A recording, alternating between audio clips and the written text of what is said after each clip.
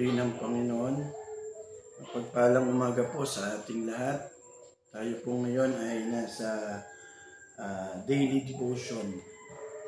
Purihin ng Panginoon, mahalagang bagay na bago natin pasimulan ang araw, ay tayo po ay nakapaglagak ng pananalangin sa Panginoon, sapagkat ito ang ating magiging kaagapay sa isang buong araw na paggawa, lalo na sa atin bilang mga naglilingkod sa Diyos. Kaya bago sa ating pananalangin, tayo muna ay magbubulay ng salita ng Diyos. Purihin ng Panginoon. Tayo muna ay sandaling manalangin. Mapagpalang Diyos, pagpalain mo ang bawat isa sa amin.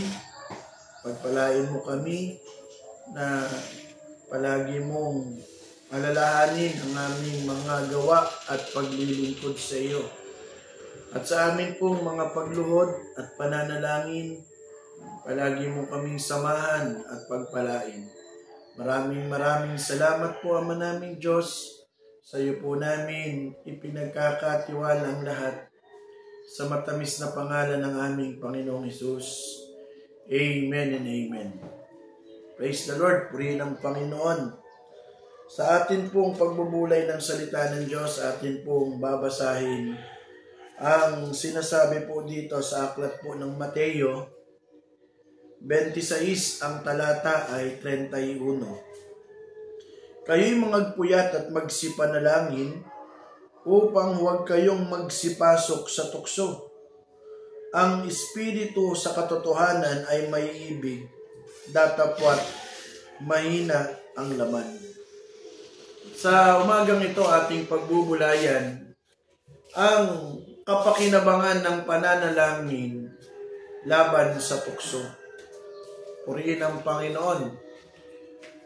Ang panalangin ay may malaking pakinabang lalo na sa mga kahinaan ng tao. Ang tao ay likas na mahina. Kaya ang sabi ng salita ng Diyos, ang espiritu ay may ibig, datapwat mahina ang laman. Kaya bawat isa sa atin ay may kahinaan. At kung minsan tayo ay natutukso, yang tukso ay hindi nagmula sa Diyos yan. Yan ay nagmula kay Satanas. Ibig ni Satanas na tayo ay linlangin. Ibig ni Satanas na tayo ay makagawa ng pagkakasala laban sa Diyos. Kaya si Satanas ay itinuturing nating kalaban. Ang sabi dito sa unang Pedro 5, ang talata ay 8. Purihin ang Panginoon. In 1 Peter 5 verse 8, kayo'y maging mapagpigil, kayo'y maging mapagpuyat, ang inyong kalaban na dyablo, na gaya ng liyong umuungal, ay gumagala at tumahanap ng masisila niya. Kaya yan tukso pala ay isang kapamaraanan ng dyablo para tayo ay masila. Kaya kapag ang tao ay palaging gumagawa na ng kasalanan, ay nalalayo siya sa Diyos. Tatandaan natin, ang kasalanan ay isang harang o hadlang upang ang tao ay hindi makagawa ng kalooban ng Diyos. Kaya sabi sa aklat ng Roma 7, ang talatay 19, na ang ibig kong mabuti ay hindi ko magawa. Datapwat ang masama na hindi ko ibig ang siya kong ginagawa. Datapwat hindi na ako ang gumagawa nito, kundi yung kasalanan tumitira sa akin. Kaya yung kasalanan ay hadlang upang ikaw ay makagawa ng mabuti sa Diyos. At kailan ang tao nakagagawa ng kasalanan? Kapag siya ay natukso ng dyablo. Kaya tayo bilang mga mananampalataya, mahalaga na ating maunawaan na ang pananalangin ay isang kapamaraanan ng Diyos upang ating labanan ang tukso. Sapagkat saganang sa ating sarili, wala talaga tayong magawa dahil tayo ay mahina. Pero yung panalangin ang higit na nagpapalakas sa atin upang tayo ay magkaroon ng laban sa gawa ng kaaway. Kaya ang utos sa atin, magsipanalangin upang huwag tayong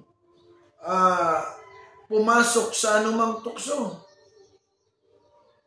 Kaya nga sabi dito sa aklat ng Santiago 1, ang talatay 13 hanggang 14, huwag sabihin ng sino man pagka siya'y tinutukso, ako'y tinutukso ng Diyos.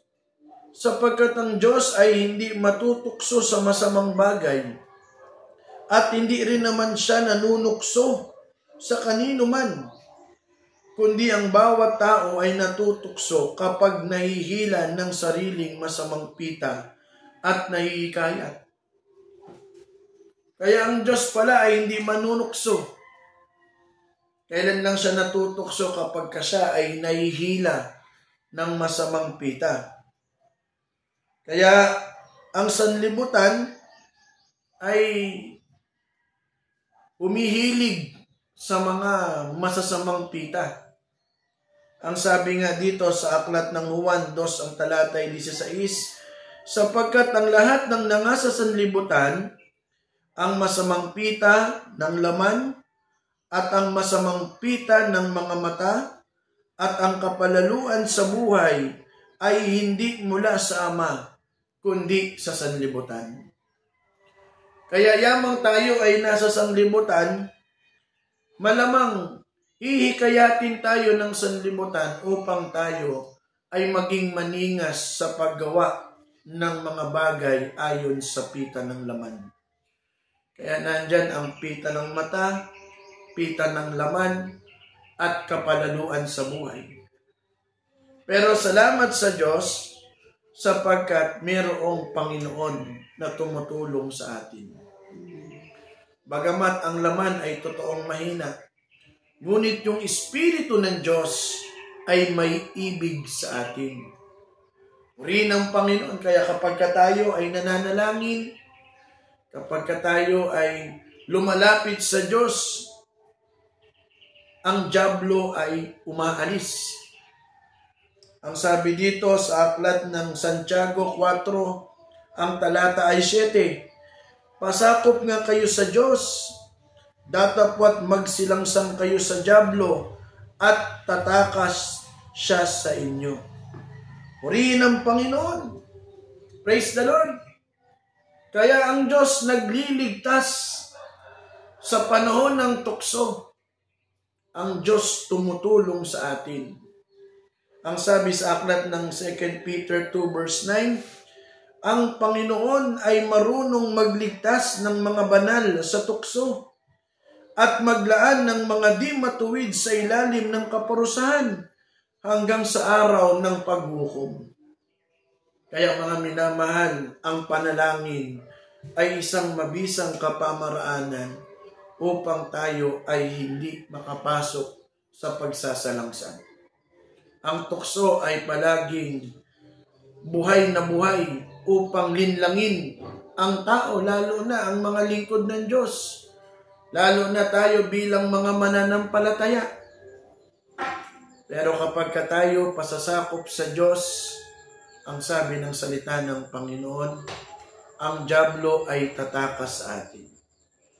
At ano ang ating gagawin? Ang sabi ng salita ng Panginoon, magsipanalangin kayo. At ang tukso ay tatakas sa atin. Kaya mga minamahal, salamat sa Diyos sapagkat ang iglesia ay mayroong programa na araw-araw na pananalangin tuwing umaga. At ito ay ating mapakikinabangan, lalo na kapag ito ay ating pagtapatan. Kaya mga minamahal, samahan niyo muli kami sa pananalangin upang sa gayon ang kalooban ng Diyos ay lalo nating maganap. Purihin ang Panginoon. Tayo ay manalangin. Mapagpalang Diyos, abutin mo ang bawat isa sa amin. Pagpalain mo kami, Panginoon, sa aming mga pamamagitan, Amen. sa aming mga pagluhod at pananalangin. Alalahanin mo rin ang aming mga kahilingan. Tulungan mo kami, O Diyos, na palagi naming mapagtapatan ang aming bahagi, na maipanalangin ang aming mga mahal sa buhay. Pagpalain mo, O Diyos, ang aming sambahayan. Sa aking nanay, pagpalain mo siya, bigyan mo siya ng kalakasan, maging ang aking mga kapatid na tumutugon sa mga pangangailangan. Tulungan mo ang kanilang paghahanap buhay. Sa aking kuya, sa aking ate at kay Jeremiah, alam mo ang kanilang mga kahilingan. Palagi mong samahan sila, O Diyos, at tulungan. Pagpalain mo rin ang kanilang mga pamilya. Maging kay Jean, na ngayon ay nasa Mandaluyong, alalahanin mo siya. Pagpalain mo, O Diyos, ang lahat ng mga bagay upang sila, Panginoon, ay lalong makapaglingkod sa iyo. Pagpalain mo ang bawat isa sa amin. Purihin ka sa matamis na pangalan ni Jesus. Amen and amen. Praise the Lord. Isang mapagpalang umaga po sa ating lahat. At tayo po ngayon ay mananalangin. Purihin ang Panginoon. Praise the Lord.